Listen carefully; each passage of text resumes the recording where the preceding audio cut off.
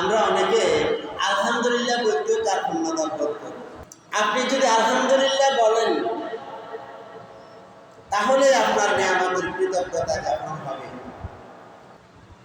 এবং আল্লাহ তাআলা আপনার নিয়ামত বৃদ্ধি করে দিবেন, আপনার প্রতি খুশি হবে। নিয়ামত পেয়েও আপনি যদি গোমরামুখে বসে থাকেন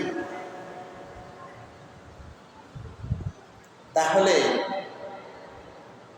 আল্লাহ তাআলা ধরে নেবেন আমার বান্দাকে যে নিয়ামত দিয়েছি আমার বান্দা খুশি হয়নি, সুতরাং সে এই নিয়ামতের উপযুক্ত নয়। আল্লাহর হাবিব মানবতার নবী বিশ্বনবী মুহাম্মদ সাল্লাল্লাহু আলাইহি ওয়াসাল্লাম বলেছেন, যাকা তামাল ঈমান, ঈমানের স্বাদ সে পেয়েছে।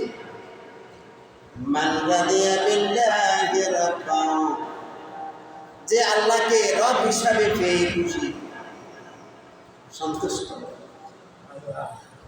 ওয়া বিল ইসলামি দীনান, এবং ইসলামকে জীবন ব্যবস্থা হিসাবে পেয়ে খুব খুশি।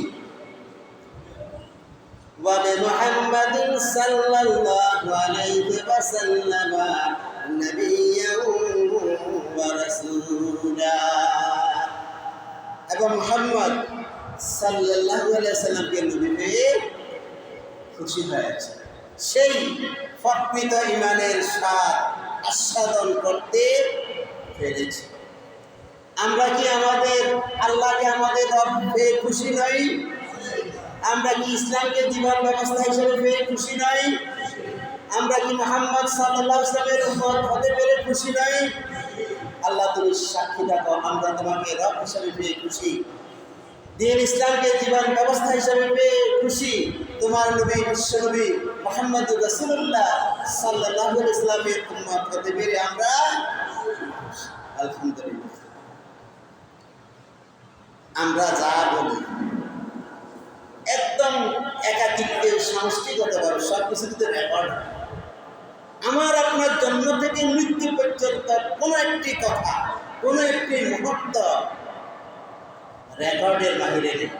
এতক্ষণ আমরা যা বলছি এবং পরবর্তীতে আমরা যা বলবো সব কিছু কি হচ্ছে রেকর্ড করছে। কে করছে? কিরামান কাতিবিনা ইয়ালামুনা মা তাফআলুন ইন্নাল আবরারা লাফি নাঈম ওয়া ইন্নাল ফুজ্জারা লাফি জাহিম। আল্লাহ তাআলার মহিমান্বিত সম্মানিত ফেরেশতারা সব কিছু লিপিবদ্ধ করে।